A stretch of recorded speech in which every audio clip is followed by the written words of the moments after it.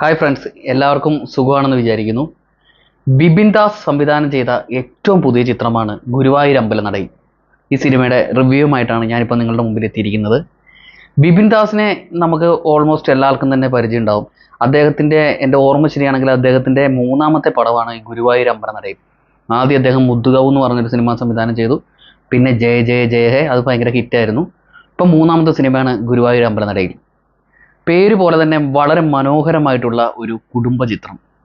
നമ്മൾ ഒരു കാലത്ത് കണ്ടു വന്നിരുന്ന ഒരുപാട് സിനിമകൾ ഇപ്പോൾ നമുക്ക് പറയാൻ പറ്റുന്ന ഒരു കാര്യം എന്ന് പറഞ്ഞു കഴിഞ്ഞാൽ, ഇപ്പോൾ പല സൂപ്പർ താരങ്ങളെയും ഈ സൂപ്പർ താരങ്ങളാക്കി മാറ്റിയ കുറേ ഫാമിലി സിനിമകൾ ഉണ്ടായിരുന്നു. അതുകൊണ്ടാണ് ഇപ്പോഴും ആ ക്യാരക്ടറുകൾ നമ്മുടെ മനസ്സിൽ ഓർമ്മ വരുന്നത് കൊണ്ടാണ് ഇപ്പോഴും നമ്മൾ ഈ ആർട്ടിസ്റ്റുകളെ എപ്പോഴും നമ്മൾ സ്നേഹത്തോടെ അല്ലെങ്കിൽ ആരാധനയോടെ നോക്കുന്നത്. അപ്പം അങ്ങനെയുള്ള സിനിമകൾ വളരെ, അതായത് കുടുംബ സിനിമകൾ വളരെ കുറഞ്ഞു വരുന്നൊരു കാലഘട്ടത്തിൽ ഇത്രയും മനോഹരമായിട്ടുള്ള വളരെ ബ്യൂട്ടിഫുൾ ആയിട്ടുള്ള ഒരു സ്റ്റോറി, അതാണ് വിപിൻ ദാസിൻ്റെ ഗുരുവായൂർ അമ്പലനടയിൽ.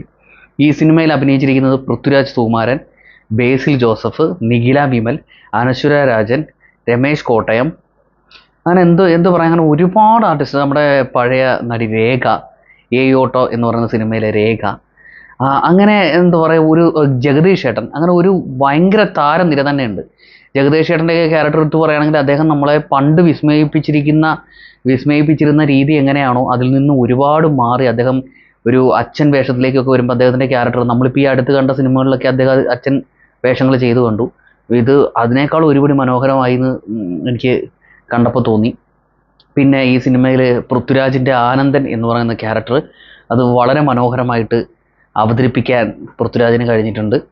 അതുപോലെ തന്നെ ബേസിൽ ജോസഫിൻ്റെ ഒരു പ്രത്യേകത എന്ന് പറഞ്ഞു കഴിഞ്ഞാൽ, എല്ലാ ഫാമിലി ആൾക്കാർക്ക് ഒരുപാട് ഇഷ്ടപ്പെടുന്ന രീതിയിലുള്ള ഒരു അപ്പിയറൻസും അങ്ങനത്തെ ഒരു ക്യൂട്ട്നെസ് ലുക്കുമുള്ള ആളാണ് ബേസിൽ ജോസഫ്. അത് അദ്ദേഹം ഇതിനകത്ത് സിനിമയ്ക്കും വളരെയധികം മുതലാക്കാൻ നമ്മുടെ വിപിൻ ദാസിന് കഴിഞ്ഞിട്ടുണ്ട്. കാരണം അത്രയും നന്നായിട്ട് ഫാമിലീനെ അടുപ്പിക്കുന്ന ഒരു സിനിമ.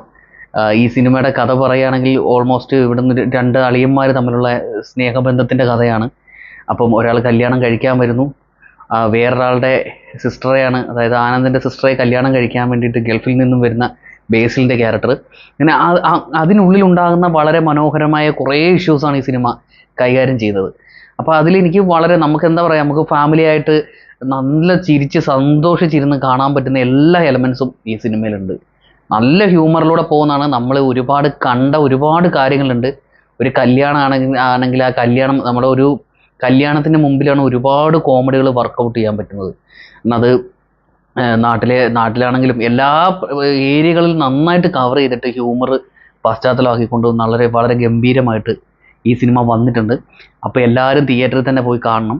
ഇതിൻ്റെ ഒരു പ്രത്യേകത എന്ന് പറഞ്ഞാൽ, നമുക്ക് വളരെ ആസ്വദിച്ച് ഈ സിനിമ കാണുന്നതുകൊണ്ട് രണ്ട് ഗുണം കിട്ടും. ഒന്ന്, നല്ല കളർഫുള്ളായി നല്ല എൻ്റർടൈനിങ് ആയിട്ട് ഒരു ഫാമിലി ചിത്രം കാണുന്ന ഒരു ത്രില്ലും നമുക്ക് കിട്ടും. അതുപോലെ തന്നെ ഗുരുവായൂർ പോയി ഒരു കല്യാണം കണ്ട ഫീലും നമുക്ക് കിട്ടും. അപ്പോൾ എല്ലാവരും തിയേറ്ററിൽ തന്നെ പോയി ഈ മനോഹരമായ ചിത്രം തിയേറ്ററിൽ പോയി കാണുക. നായികമാർ ഈ സിനിമയിൽ നിഖിലയും അനശ്വര രാജനുമാണ്. രണ്ടുപേരും നന്നായിട്ട് പെർഫോം ചെയ്തിട്ടുണ്ട്. എല്ലാവരും ഒന്നിനൊന്നിനും മെച്ചം. അപ്പോൾ അടുത്ത സിനിമയുടെ റിവ്യൂവുമായിട്ട് വീണ്ടും കാണാം. ബൈ.